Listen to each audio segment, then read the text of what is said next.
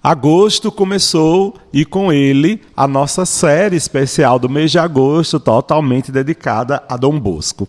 E essa série acho que vai perdurar aí por outros agostos que virão, viu? Então acompanha a gente desde agora, porque é assim, todo mês de agosto a gente dedica para falar de Dom Bosco aqui, já que é o mês do nascimento dele, e às vezes janeiro eu estou ali de férias, enfim, está na correria também que não dá tempo.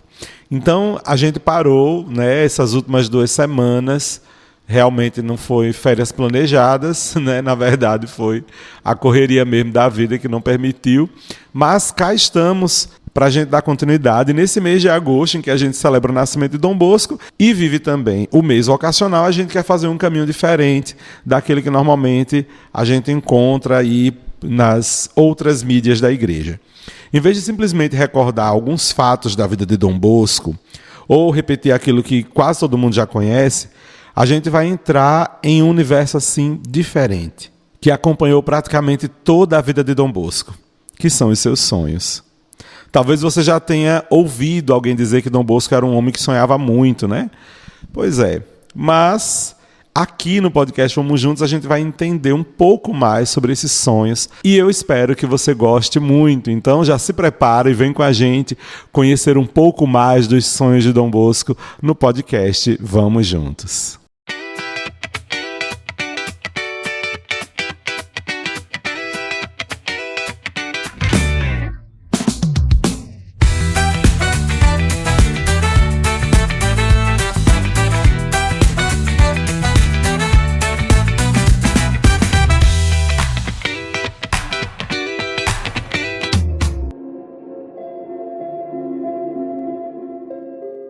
Sejam todos muito bem-vindos e bem-vindas a mais uma edição do podcast Vamos Juntos. Sou o Padre Neto, salesiano Dom Bosco, e trago para você hoje o início dessa série muito maravilhosa, nesse mês incrível que é o mês de agosto. Nesse mês a gente fala das vocações, a gente fala de um monte de coisa na igreja, mas aqui no podcast a gente fala principalmente de Dom Bosco. Não que nos outros episódios a gente não tenha tocado nele, né? Mas aqui está mais específico alguns detalhes assim maravilhosos da vida dele. Hoje e nos próximos episódios a gente vai falar, como vocês já sabem, sobre os sonhos de Dom Bosco. Mas, por favor, não se esqueçam de nos acompanhar nas redes sociais. Procura a gente no Instagram, no YouTube e também nos outros canais de áudio que a gente tá por aí. O Spotify, Deezer. Procura a gente, vem com a gente, segue, reage ao nosso conteúdo. É bom para que a plataforma entenda, né, que esse conteúdo é muito bom, que ele é ótimo.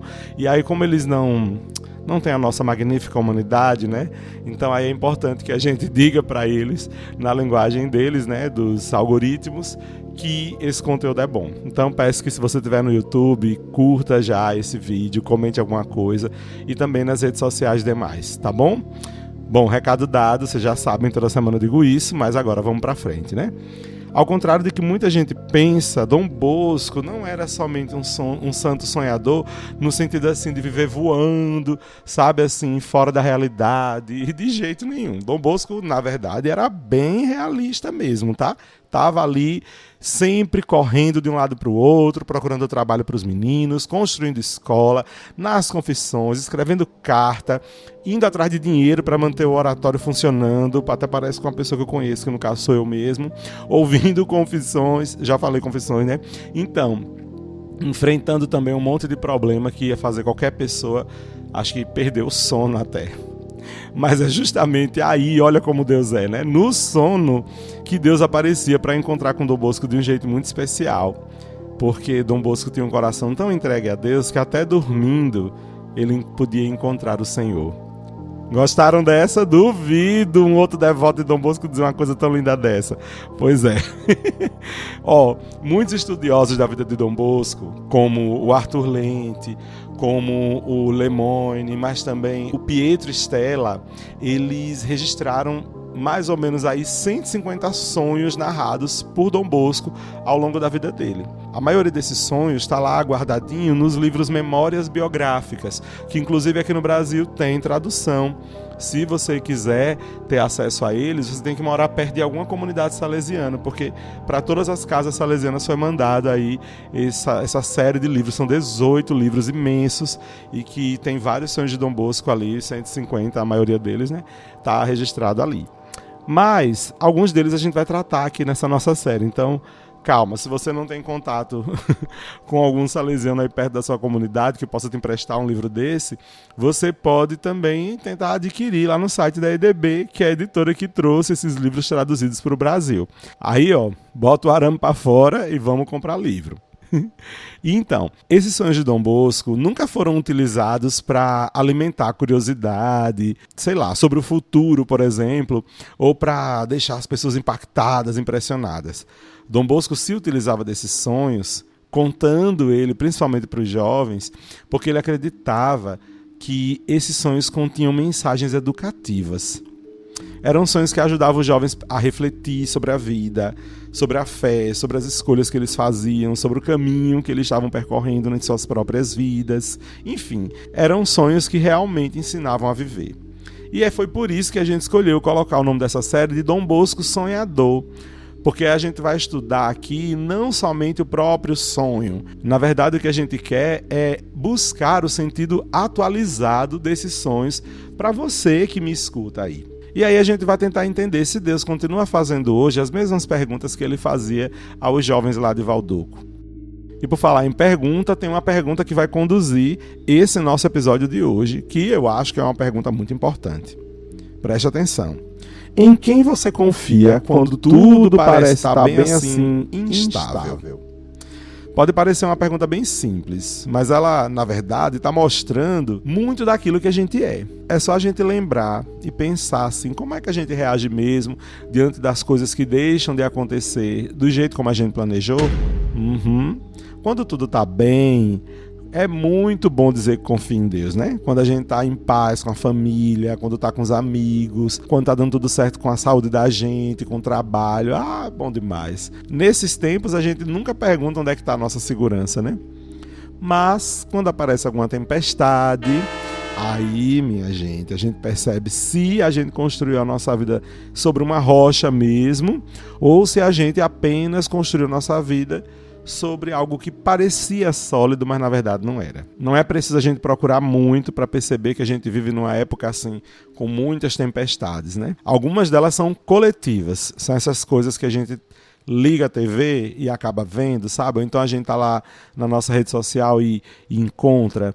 São casos de violência contra criança, idoso, contra mulher, contra pessoas LGBT, a gente encontra guerra acontecendo no meio do mundo, a gente encontra a fome ainda e a grande desigualdade social, o mundo extremamente polarizado politicamente falando, o povo está bem dividido, o mundo se acabando de poluição, enfim, tem um monte de tempestade que está aí além de nós.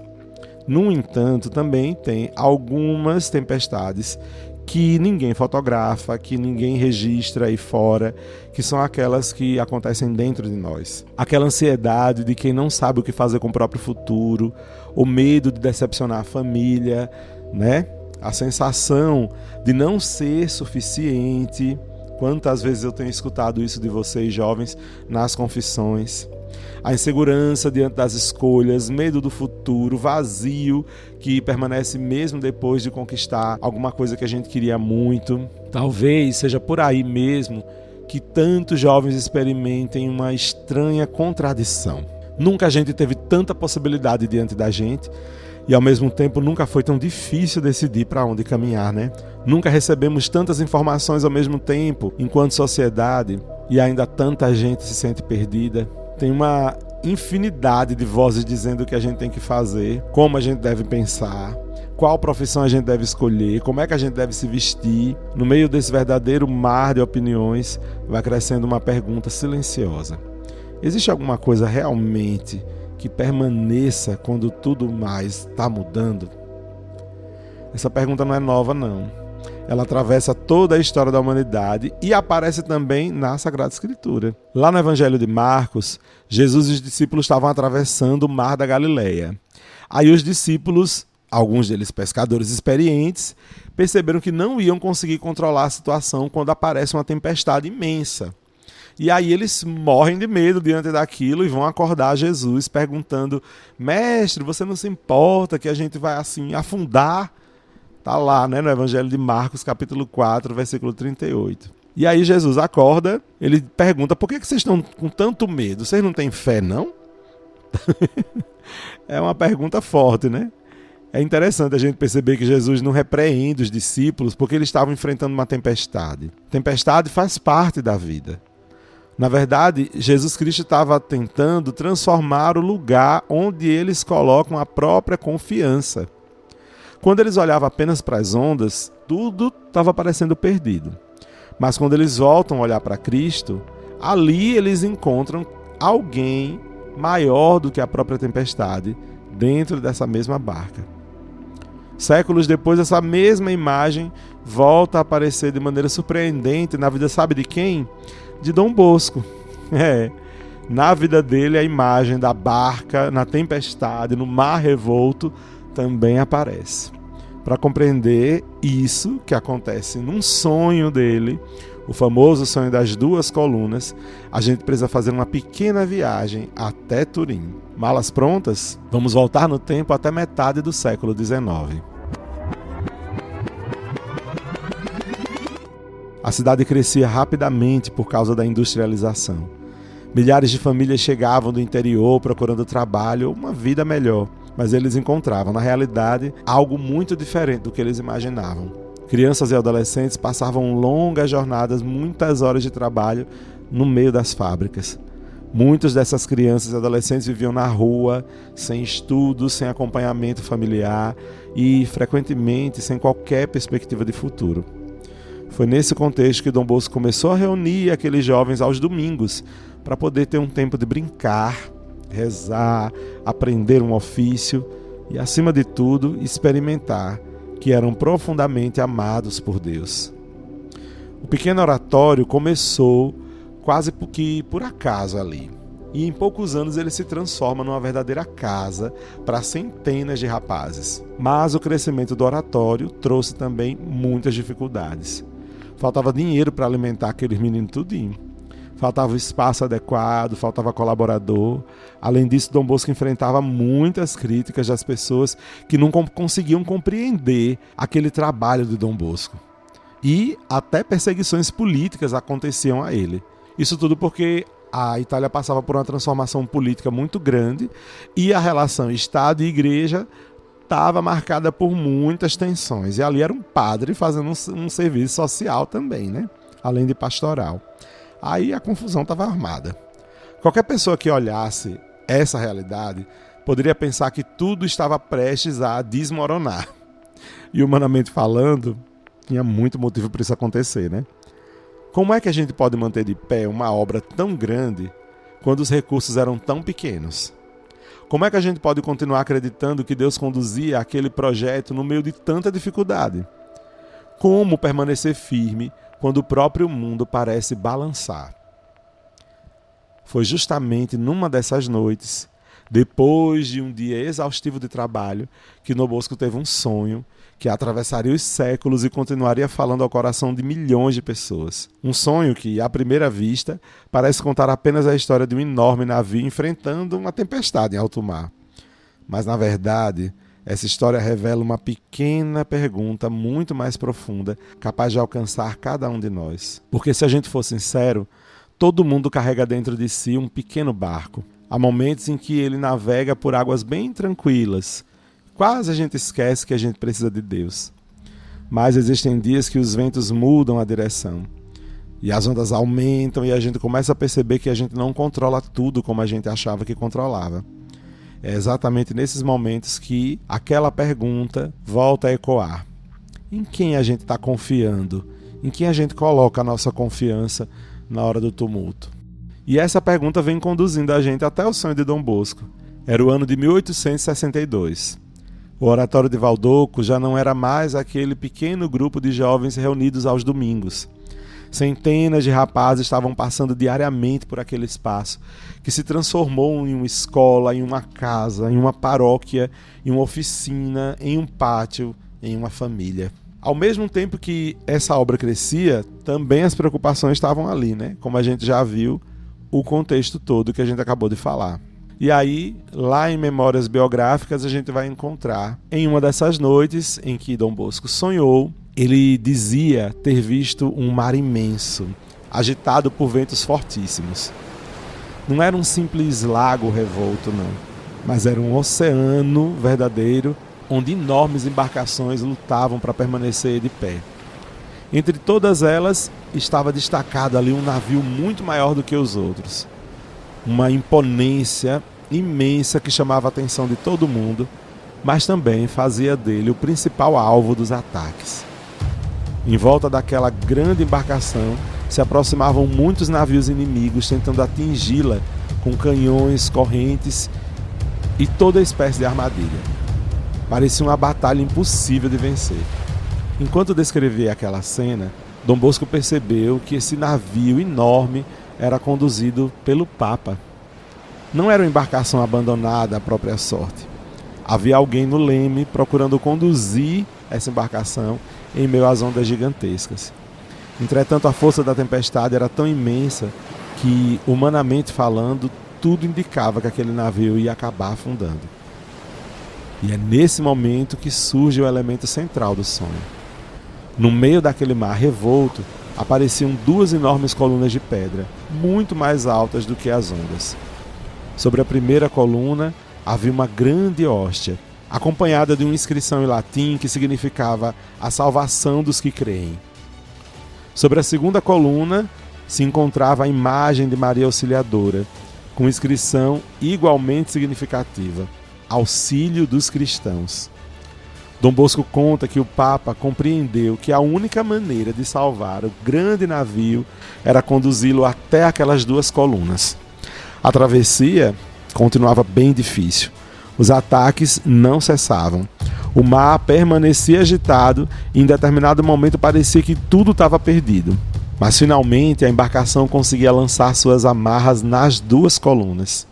E então acontecia algo extraordinário.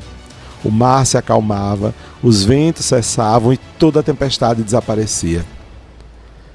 Quando a gente escuta esse sonho pela primeira vez, é natural que a nossa atenção fique voltada para os símbolos. O navio representa a igreja, as colunas representam a Eucaristia e Maria Santíssima, os inimigos simbolizam aquelas perseguições. Durante muitos anos, essas perguntas ocuparam reflexões imensas dos estudiosos, e a tradição salesiana sempre reconheceu essa interpretação como a mais coerente. O próprio Dom Bosco apresentava frequentemente a devoção à Eucaristia e à Nossa Senhora, dizendo que eles eram os dois pilares fundamentais da vida cristã. Entretanto, eu quero pedir licença a essa nossa história para fazer um outro tipo de reflexão. Esse grande navio também pode representar cada um de nós. Talvez você nunca tenha pensado nisso, né? Mas existe um detalhe curioso na maneira como a Bíblia utiliza a imagem do mar. Para os hebreus, o mar quase nunca era visto apenas como um elemento da natureza. Ele representava também aquilo que escapava ao controle humano, o lugar do desconhecido, da insegurança, do medo. Não é por acaso que tantos episódios importantes da Escritura vão acontecer no meio das águas. Foi no Mar Vermelho que o povo precisou confiar plenamente em Deus para poder experimentar a libertação. Foi no Mar da Galileia que os discípulos aprenderam que a presença de Cristo era mais forte do que qualquer tempestade. Foi sobre as águas que Pedro caminhou enquanto ele manteve os olhos fixos em Jesus. Então, vai percebendo aí como a pedagogia de Deus parece sempre repetir essa mesma lição. O problema nunca foi a existência da tempestade. O problema é permitir que essa tempestade determine onde está a nossa confiança. Essa talvez seja uma das maiores dificuldades que a nossa juventude atual tem passado. Não porque os jovens sejam mais fracos do que as gerações anteriores, mas é porque eles estão vivendo cercados por uma quantidade tão grande de estímulo, de cobrança, de comparação. Nunca foi tão fácil acompanhar a vida dos outros. A gente sabe nas redes sociais, a gente sabe de tudo da vida do outro, né? Onde é que ele está, se está viajando, qual a profissão que tem, quanta gente o segue. Aos poucos, sem perceber, a gente vai comparando que a nossa pequena embarcação não é nada diante dos grandes navios que aparecem na tela do celular da gente. A gente esquece que as redes sociais quase sempre mostram apenas mares tranquilos, que vão escondendo as tempestades que todo mundo enfrenta. Dom Bosco conhecia muito bem esse mecanismo, embora em outro contexto histórico, né? Os seus jovens também se comparavam, também tinham medo de fracassar, também carregavam dúvidas sobre o seu próprio futuro. Alguns haviam perdido família muito cedo, outros estavam enfrentando uma pobreza extrema, outros trabalhavam desde criancinha. Ainda assim, desse jeito, Dom Bosco insistia em repetir que Deus não conduzia ninguém pelo caminho da desesperança. Lá nas Memórias do Oratório, ele recorda inúmeras situações em que parecia não haver saída e, mesmo assim, a providência encontrava um jeito de surpreender e de abrir novos caminhos. Não porque Deus quisesse eliminar todas as dificuldades, mas porque ele ensinava a atravessar essas dificuldades sem perder confiança. Eu acho que esse pode ser o primeiro grande ensinamento desse sonho das duas colunas. A estabilidade da vida não nasce da ausência de problemas, não. Ela nasce da existência de um centro. O navio não permanece firme porque o mar está calmo, mas porque ele possui uma direção e alguém que o conduza. Da mesma forma, uma pessoa não encontra a paz porque tudo acontece conforme seus desejos, não. Mas é porque ela sabe onde está ancorada. É interessante perceber que Jesus utilizou uma imagem muito semelhante no final do Sermão da Montanha. Depois de ensinar sobre o reino de Deus, ele concluiu que existem dois tipos de construtores. Um edifica sua casa sobre a areia e outro que escolhe construir sobre uma rocha. A chuva vai cair para os dois. Os rios transbordam para os dois. Os ventos sopram também em ambas as casas. A diferença está justamente no fundamento escolhido para a construção dessa casa. Quem construiu sobre a rocha fica de pé. Quem não, quem construiu na areia, vê tudo desmoronar. O ponto aqui, minha gente, é sobre qual fundamento a gente está edificando a nossa vida.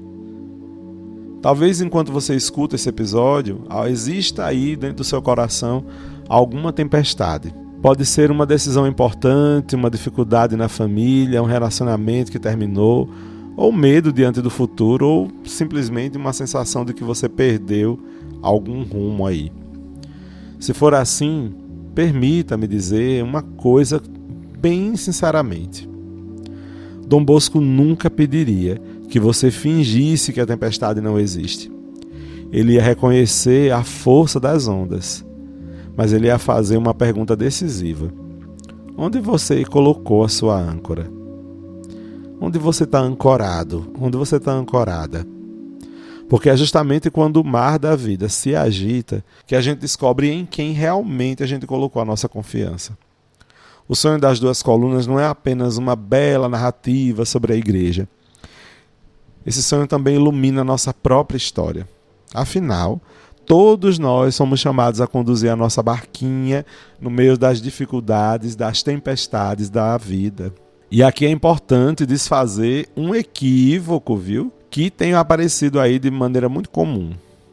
Confiar em Deus não significa imaginar que todos os problemas vão desaparecer assim magicamente. Jesus nunca prometeu uma vida sem dificuldade, não. Pelo contrário, ele disse que no mundo tereis o quê? Tribulações, mas coragem. Eu venci o mundo. Está lá em João, capítulo 16, versículo 33. A promessa de Cristo não é a ausência das ondas, mas é a certeza de que Ele permanece com a gente dentro da nossa barquinha. E a gente talvez possa transformá-lo nessa grande coluna em que a gente se ancora. Dom Bosco compreendeu isso ao longo da vida dele. Quem observa apenas as suas realizações vê um grande santo, fundador de congregações, presente em tantos países, educando milhares de jovens. Mas por trás dessa história existia um homem que enfrentava diariamente a falta de recursos, as perseguições, aquele tanto de problema que a gente já falou no início. Ainda assim, ele nunca deixou essas circunstâncias roubarem dele a sua esperança. A tradição salesiana conserva uma frase que expressa bem essa espiritualidade de Dom Bosco. Confiai tudo a Jesus sacramentado e a Maria Auxiliadora e vereis o que são milagres. Essa frase é de Dom Bosco. A confiança de Dom Bosco não estava apoiada apenas no trabalho ou na inteligência dele não, que eram muitos. Mas ele também estava ancorado na certeza de que Cristo e Maria sustentavam a missão. Pode ser que alguém pergunte por que justamente essas duas colunas aparecem no sonho. A resposta está no coração da espiritualidade salesiana, no coração do próprio Dom Bosco. Para ele, a Eucaristia era muito mais do que um momento da missa. Era a presença viva de Jesus que fortalecia a caminhada dele. Sempre que ele enfrentava grandes dificuldades, ele encontrava no silêncio, diante do sacrário, a serenidade que ele precisava para continuar. E Nossa Senhora Auxiliadora era para ele não só uma santa de devoção, mas era uma mãe que verdadeiramente estava presente, que nunca o abandonou e conduzia todo mundo até Jesus. Basta lembrar a construção da Basílica de Nossa Senhora Auxiliadora, iniciada quando praticamente não havia nenhum recurso, mas sustentada pela confiança de que Deus jamais abandonaria aqueles que colocam nele a sua esperança. Inclusive, a Basílica de Maria Auxiliadora nos veio por um sonho, né? Minha gente. Acho que essa é a grande diferença entre esperança e otimismo. O otimista acredita que tudo vai dar certo porque as circunstâncias são favoráveis. Já o cristão, cheio de esperança, continua caminhando mesmo quando as circunstâncias são difíceis, porque ele sabe que é Deus que está conduzindo a história. A esperança nasce, então, dessa confiança, dessa fé, não somente das probabilidades. E aqui está o convite que Dom Bosco faz para a gente hoje. Se o grande navio do sonho também representa a nossa vida, a gente precisa perguntar quais são as colunas às quais a gente tem que estar amarrado no nosso coração. Muitas vezes a gente busca segurança na aprovação dos outros, também no sucesso profissional, no dinheiro, na beleza. Essas coisas são passageiras, minha gente. Dom Bosco nunca perdeu de vista o essencial. Ele fez um monte de coisa, um monte de empreendimento, mas tudo isso era consequência de uma escolha muito simples: permanecer unido a Cristo e confiando na proteção de Maria. Por isso eu quero deixar um pequeno desafio para você no finalzinho desse episódio, nos finalmente do nosso podcast. Sente-se diante do sacrário, lá na igreja, na sua comunidade, faça um silêncio e pergunte apenas: Senhor, em quem eu tenho colocado a minha confiança? Reflita, depois reze uma Ave Maria, entregando a Nossa Senhora Auxiliadora todas as tempestades que hoje habitam no seu coração. Talvez você não encontre respostas imediatas, mas a fé cresce exatamente assim, no silêncio, na perseverança, na confiança de todo dia. Na próxima semana, a gente vai continuar essa nossa série Dom Bosco Sonhador, com um sonho que, diferente desse, não é tão conhecido assim, mas é extremamente atual. Sabe qual é o sonho? Eu vou deixar assim só o nome dele aqui. Vai que você pesquisa e semana que vem você já vai estar craque nele, né? O sonho dos 10 diamantes. A partir desse sonho de semana que vem, a gente vai refletir sobre uma pergunta que atravessa o coração de um monte de gente por aí. O que realmente faz uma pessoa brilhar? E aí, já tá ansioso pra gente viver o nosso próximo episódio? Então aguarde. Até a semana que vem, vai fazendo essa reflexão aí, em quem você está confiando de verdade, em quem está sendo colocada a sua esperança. E a gente se encontra no próximo episódio desse podcast. Se puder, pesquisa aí na internet, ou na íntegra, né, o texto do sonho das duas colunas. É bacana. Aqui eu estou resumindo, porque senão o episódio vai ficar 1 hora, né, porque os textos são imensos. Mas eu espero que tenha ajudado você, tá bom? Nos encontramos para continuar essa série. E aí, quer conhecer mais ainda sobre os sonhos de Dom Bosco e atualizar o significado deles na sua vida? Vamos juntos!